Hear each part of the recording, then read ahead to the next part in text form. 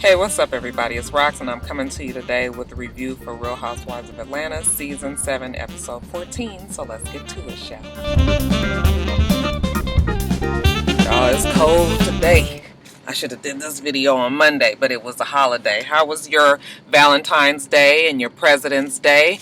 It is freezing cold out here in Atlanta. We had a minor ice storm. Not really an ice storm, but it kind of iced over, so they made us get a late start today at work, and I'm just getting here and all of that, so feel a little off today. But anyway, the show was not really that much to review. Let's see. First, Kenya. So Kenya is trying to get her treatment, put on camera. She is writing the script with Brandon because she cannot count on Roger Bob to come through, and she just wants to get it done. She's having a problem though with the scene. She just can't seem to get all of it to connect together, so she's trying to get Brandon to help her with this whole thing. And she's telling the story, some shit about Megan and the sister having an affair and the man and Kenya and all.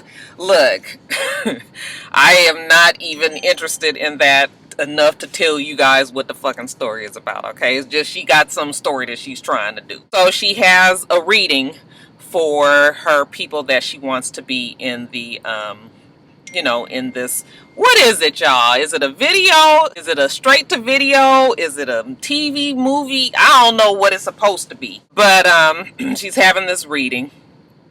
I thought it was really funny when she was trying to name drop. She said she's going to have all these A-list celebrities. Okay, and then she was like, and what's the word on Cheryl Lee Ralph? I was like, bitch.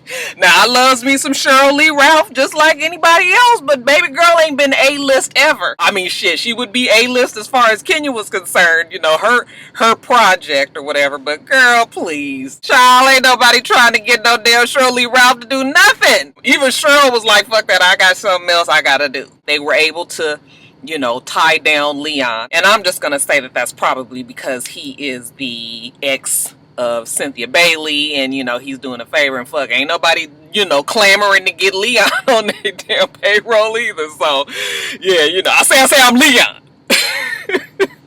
She got people coming in to read, and she's looking very, like she's real serious. She's not changing her expression on her face or anything. They got Cynthia. Y'all know we had this whole discussion on whether or not Cynthia is an actress or not. So Cynthia comes in there. She's, 100% engrossed into the role. She comes in as a Jamaican hair salon owner, I believe. And she's got all the crazy makeup on, and she's got her accent.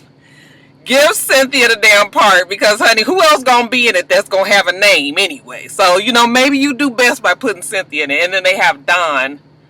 I can't even think of her name. Dawn from Danity Kane, the one that was also in Candy's play. She comes in to read as Kenya's older sister. I was just like, now, Kenya, Dawn does not look older than you. Is that her name? Child, it ain't Dawn. What that child name is? Oh, what did I write? D. Child, D Woods. D don't look like nobody's Kenya's older sister. Fuck, Kenya does look great, but Kenya looks like she's in her 40s. And, Dawn doesn't look like she's in her 40s. She ain't all dazzled up and everything, but she don't look older than Kenya. So, that's it. But, nothing really with Kenya. You guys, our favorite Candy is going to Los Angeles to be in a Christmas movie that Todd has scored her a role in.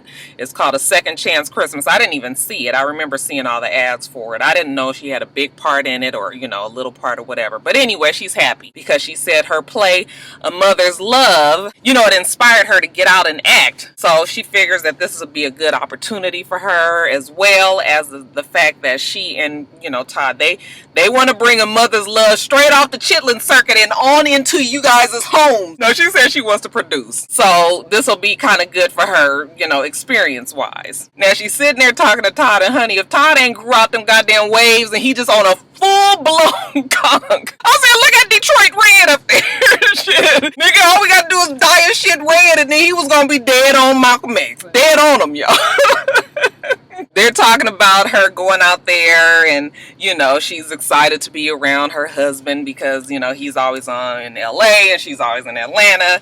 And he says that he's going to be, really busy. And she was like, well, you're not going to be working on the weekends, are you? And he was just like, oh, maybe. Are you staying on the weekends just so you can party with your friends? And he was just like, oh, Candy, you know how it is. Sometimes after everything's over, you just need a day to just kind of stretch out and relax and get away from your crazy ass fucking mama. I'm always trying to rush back to you guys. You even wait until the last flight out on the day that you going to leave. Todd was just like, yeah, that's only because I like to take a red-eye flight or whatever. But Candy is just really upset with him. And this is, this is what we would call silent signals, Candy. Okay, the man done complained and talked about and explained to you all the times that he's been unhappy with your mother, and you have kind of ignored it. And so now he don't want to fucking be around you, her, Riley, none of it no more. It's easier for him to be away. I mean, like, what else do you want him to do? I mean, he doesn't want to be arguing about it all the time.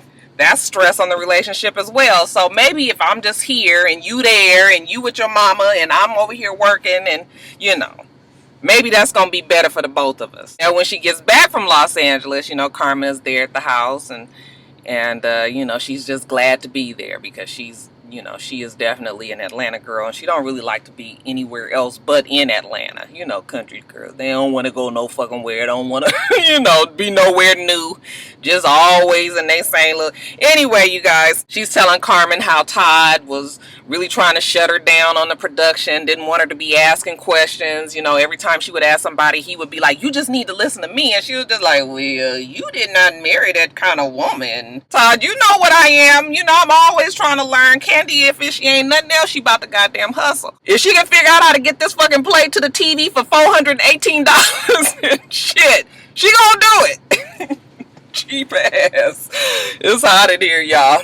So I guess Todd felt like his toes was being stepped on, and she wasn't respecting him as the producer of the show and all of that. I guess he was irritated with her. Candy was just like, don't think that you the only one around here irritated because you been getting on my damn nerves too. We ain't even been having sex like that no more. We may do it once a week. She's telling Carmen like it feels like somebody might be cheating. Like, nigga, you ain't cheating on me, are you? Well, Todd says, no, I'm not cheating. I don't know if he is or isn't. All I'm saying is there's definitely an issue here, but it's been an issue here, Candy. I don't know why she's acting like... I mean, fuck, we done all seen it a long time ago. Why can't he just now realizing it? I guess until he don't want to fuck you no more, then you realize that there's a problem. Carmen was just like, oh, that's not good. You don't want to be with somebody and y'all not having sex, And Candy was just like, I know. I mean, we don't have financial problems, but our communication and now our sex life is really suffering. So Candy's suggestion is that they need to go to counseling because, like she said, if we don't do something about this, somebody gonna be getting a divorce around here. Carmen was just like, yeah, counseling is good, but are you really gonna do it, Candy girl? You know how you are. You've been comfortable with ignoring shit anyway, so are you really going to work on it? I guess if she want to keep Detroit red, she better figure something out. Kenya and Cynthia go visit Claudia. Okay, she's in her home now. It's all furniturized. Is that a word? Furniturized? Furnished. That's the word. They sit down and Claudia is telling them about the confrontation with Portia at Portia's event last week. Okay, she goes on first to say that, she always wants to seem supportive. They work for the same company and, she didn't want to be salty by not showing up. And then she starts to get the little tear. I was like, fuck you crying for, Claudia. Claudia starts talking about, she just don't need this. There's too much, her growing up as a mixed child and this and I don't know what the fuck all this got to do with anything, but I'm just gonna write it off as the bitch's period was coming, because let me tell you, Roxanne will cry at the drop of a hat when it's that time of them. That week before, bitch just be totally irrational. I'm either gonna cry, I'm gonna cuss somebody out. It's gonna be one or the other. Claudia was feeling emotional. I'm sure it's an adjustment for her to be on this show and really try to, to really know how the whole reality show thing is. I mean, I'm sure it's a lot. So all that crying, even though I was just like, fuck wrong with you, I'm just gonna give her a pass on it. But my whole thing is, You guys, like I said last week, I feel like Claudia is beating a dead horse. You not gonna be this child's friend. She don't want to be your friend. I don't understand why y'all can't just coexist and ignore each other. Like, we not okay, because I can do that just fine. So I don't understand, she gonna have to come around to this way of thinking.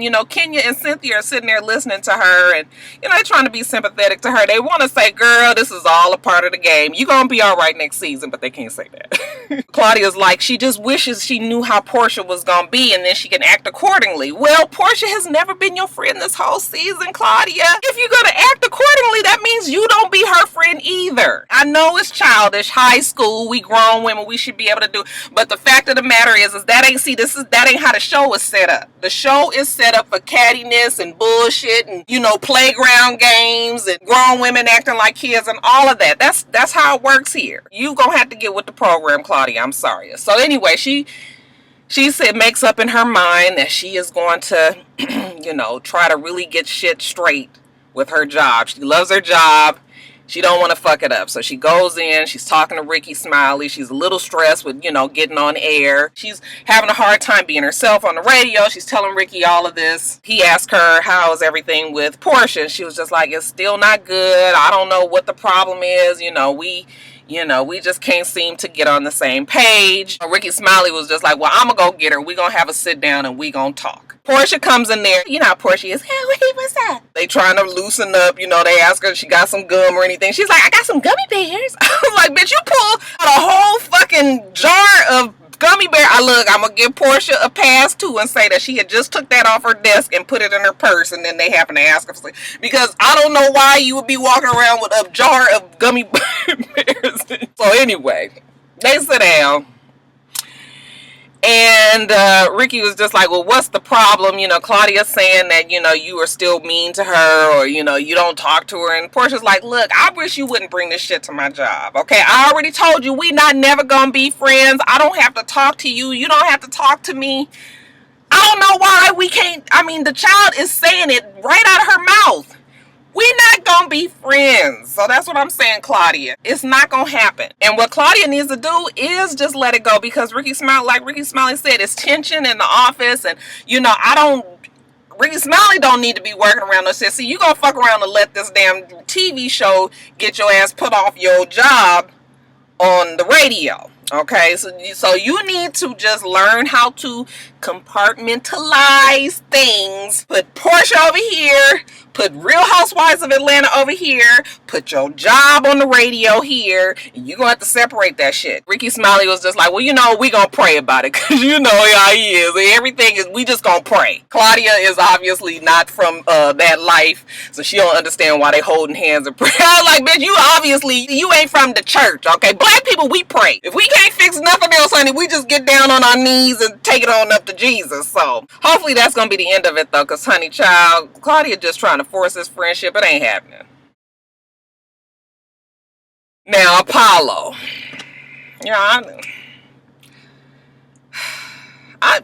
don't even really know what to say about all of the shit that happened on the show with Apollo. I think what we was witnessing on the show was a man trying to hold on to the last little bit of control before he's about to have absolutely none. He's going to jail. He's going to be gone for 8 years. He will have no control. He is going to be 100% under the thumb of the jail, the warden, the prison guards. He going to have a whole nother life. So he fucked up in the head right now. He going through some things.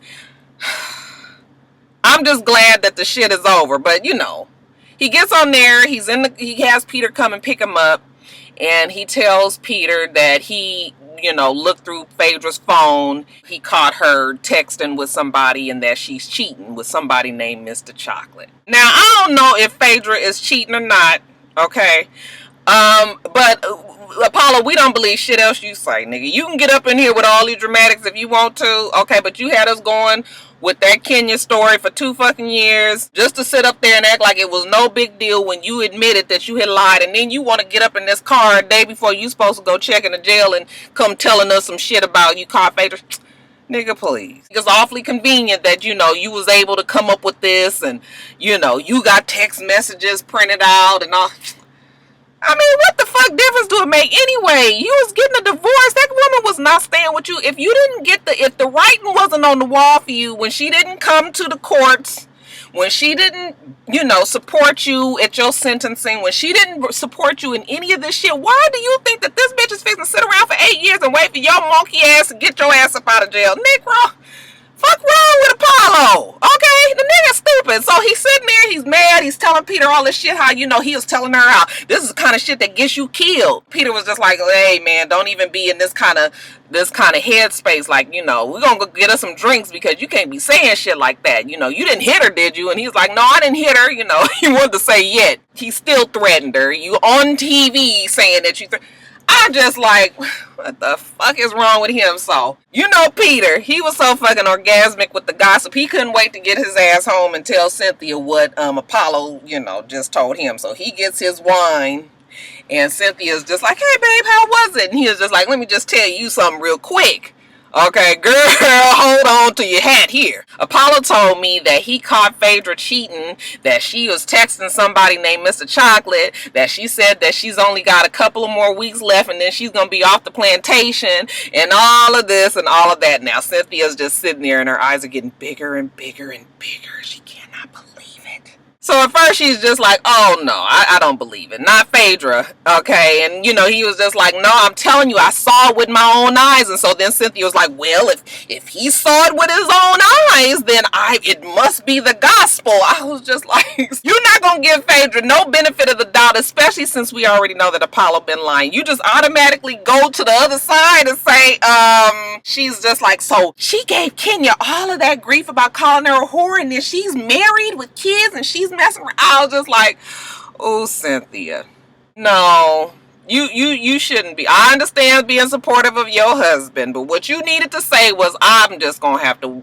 reserve judgment on this until I find out a little bit more about it. Okay, but 100% she on it, she believes it and all of that. So the big day comes when Apollo is supposed to check into the prison out in Kentucky, I think is somewhere. Well, we already know that Apollo did not take his ass in because it was a big deal a few months ago, and I talked about it on top of the blogs, but whatever. Phaedra don't know this yet. So Phaedra goes to the house with her assistant, and she's just like, oh, okay, I see he ain't tore up the house like he said he was. He said he was going to take all the fixtures and take all the light bulbs out of it and, punch holes in the walls and all that. She's going around the house and she's checking up because she's home now, and she wants to get the house safe. She wants to change the lock, so she has a locksmith guy come, and she says it's because it's, for safety reasons, that she wants to change all the locks in the house. She has the garage guy come because she wants to change the code on the garage opener. And while they're standing in the garage, who should show up but Apollo, and Apollo, he one of them ones you can tell when somebody they just don't know what to do. They fixing to get carted off to jail, but they got to do their one last hurrah. So he walking in, oh, what's going on here? Oh, you about to change the garage? And so, I couldn't even get in my own house. And she was just like, I don't know why you couldn't, Apollo. He was like, because you changed the codes. Okay, so he going in. He was like, don't be playing with me, Phaedra. He said, can you make sure that my clothes is in the drawer?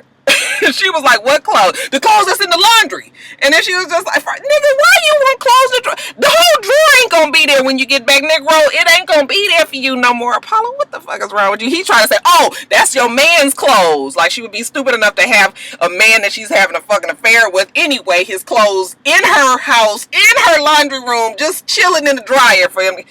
Child, so anyway, and Apollo is just like, oh, okay, so you changing the locks too. Oh, ain't this something? I did all these locks around here. I fixed everything around here. I built this house. You ain't, Phaedra's sitting over there like this.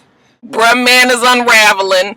Okay, like I said, 8 years is a long time. Okay, some of us can handle it better than others, obviously. So, we just gonna sit there and let Apollo act a fool, okay? He wasn't stupid enough. I was hoping, anyway, he wasn't stupid enough to do anything dangerous. You got all of the Real Housewives of Atlanta cameras there. Phaedra didn't call the police. She instead calls his friend Bun and was just like, you better come get this nigga because the fool crazy. I'm trying to keep his ass out of trouble. I don't want him to get hurt or nothing, but he acting a fool around here, honey. Apollo done went and got the goddamn drill. He was trying to walk up to Phaedra. Phaedra was just like, get away from me, go away from me with that. I was just like, is he gonna drill the bitch, So he's whispering her ear and he's telling her, to call the police or don't call the police or are you gonna call the police? I don't know. Okay, Phaedra's just like, Get this fool. Bun shows up and, you know, tells Apollo come on or whatever. Apollo get in the car and drive off. Then the nigga back up, pull back into the damn driveway. He goes back in there, you know, he's just, I mean, what? He wasn't going to do nothing. He just wanted to do this last little bit of whatever because, like I said, it's just the control is gone. You know you have to report to jail or your ass is going to be a felon. You're going to make shit even worse. You might as well just get this shit started, you know? So I'm just glad it's over. I'm glad it's over. I'm glad Apollo is gone. Phaedra still got a little bit of stress ahead of her in her life. But, you know, after a couple of weeks, honey, we going to be moved on to something else and we ain't going to be thinking shit else about Phaedra, them kids, Apollo, any of that. Alright, you guys, that's it. I guess I'm going to do Love and Hip Hop now, too. So I can try to get it out the way so I ain't got to be in this car tomorrow. You guys remember to rate, comment, and subscribe to the channel. I'm itsrox. The channel is for itsrox, and everything else I do will be in the bottom bar. Alright, so I hope that you have a wonderful, wonderful rest of your day, and I plan on doing the same. Until next time, Roxstars. Bye.